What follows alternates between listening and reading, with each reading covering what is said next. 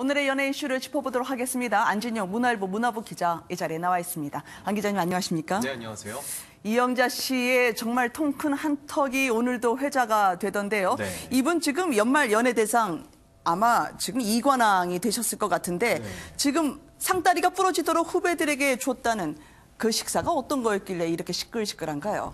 네, 최근에는 개그우먼 후배들에게 그 대상턱을 내서 화제를 모았는데요. 지금 나오는 저 사진이 실제 그 현장입니다. 저분들에게 다 산 거예요? 네, 맞습니다. 후배들이 이영자 씨가 내는 밥을 먹은 다음에 네. 자발적으로 사진을 올리고 있는데요. 뭐를 사준 건가요? 네, 전복 갈비찜이었다고 합니다. 아. 가격을 살짝 말씀드리면요. 네. 최소 인당 5만 원 이상이었다고 하니까는 엄청난 금액이었을 텐데 중요한 거는 이영자 씨가 안녕하세요라는 프로그램으로 대상을 받았거든요. 그쵸. 근데 그 프로그램 제작진과 출연진뿐만 아니라 개그우먼 후배들 전체에게 샀다는 겁니다. 아. 그만큼 이 개그우먼들이 설 자리가 넓지 않은데 이런 상황 속에서 열심히 활동하고 있는 모든 후배 개그우먼들을 독려하기 위해서 이영자 씨가 이렇게 통큰 행보를 보여줬다는 점에서 더욱더 의미가 큽니다. 아니 갈비찜만 하더라도 비싼데 전복 갈비찜은 또 얼마나 비쌀까요? 그것도 수십 명에게. 지금 갈비찜뿐만 아니라 대창까지 수십 명에게 해줬으면은요.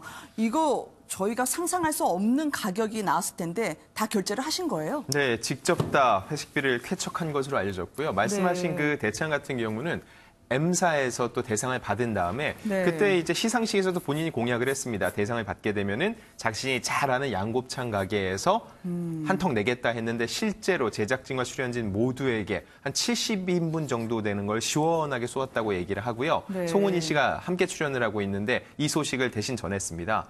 이 당시에 이영자 씨가 본인이 대창을 먹은 다음에 맛있게 볶음밥을 먹는 방법까지 소개를 해서 화제를 모았었는데요. 실제로 네. 현장에서도 이 고기부터 볶음밥까지 직접 다 이영자 씨가 어떻게 만들고 어떻게 먹는 게 맛있는지 소개를 하면서 후배들을 배불리 먹였다고 합니다. 네, 저희가 영상을 전해드리고 있습니다만 그때 당시 현장에 갔던 그래서 식사를 했던 후배가 감사하다면서 이제 영상을 올리고 있거든요. 네네. 참 상을 받았기 때문에 통 크게 베푸는 것뿐만 아니라 원래 이분이 주변 사람들 사주는 거 좋아하잖아요, 그렇죠? 네, 맞습니다. 최근에는 선배죠. 양희경 씨에게 초란을 선물해서 또 화제를 모았었는데요. 네. 이 초란을 단순히 그 양희경 씨에게만 드린 게 아니라요. 그 본인의 매니저인 송성호 씨 그리고 주변에 있는 시민들에게도 나눠지는 모습이 포착이 됐습니다. 네. 이영자 씨의 이런 선행과 주변 사람들에게 나누는 것은요. 그동안에도 계속 해왔었는데 최근에 대상을 받고 워낙 또 인기가 상승하다 보니까는 과거 이영자 씨가 행해왔던 이런 선행들이 하나둘 수면 위로 올라오고 있는 겁니다. 네. 평소에 이영자 씨는 양희은, 양희경 자매와도 또 돈독 관계를 유지해 왔는데요. 그렇기 때문에 선배를 챙기는 마음에서 이렇게 초란을 일부러 공수해 와서 선물을 했다고 네. 전해졌습니다. 이분은 남들에게 베푸는 스케일이 다르네요. 이 세뱃돈도 적지 않은 것으로 다른 분들에게 주었던 게 화제가 되곤 했었거든요. 네, 이것도 방송에서 공개가 됐는데요. 후배들에게 세배를 받은 후에 세뱃돈을 줬는데 이영자 씨다운 또 모습이 보여줬습니다. 네. 왜 설을 쐰다고 그러잖아요. 근데 이영자 씨는 이렇게 얘기를 했습니다. 설은 역시 세는 맛이다 하면서 세뱃돈을 두둑한 봉투 안에 줘서 그것을 네. 세면서 후배들이 즐거워하는 모습을 보면서 또 기쁨을 얻었다고 하는데요. 이 신권으로 제일 많이 세뱃돈을 받은 사람은 후배 개그우먼 장도연 씨였는데 1,000원짜리가 150장이 들어있었다고 합니다. 이게 1,000원짜리 하지만 네. 150장이면 적지 않은 금액인데요. 열심히 활동하는 후배들을 위해서 또 통 크게 세뱃돈을 전하는 이영자 씨를 보고 역시 이영자다라는 반응이 나왔습니다.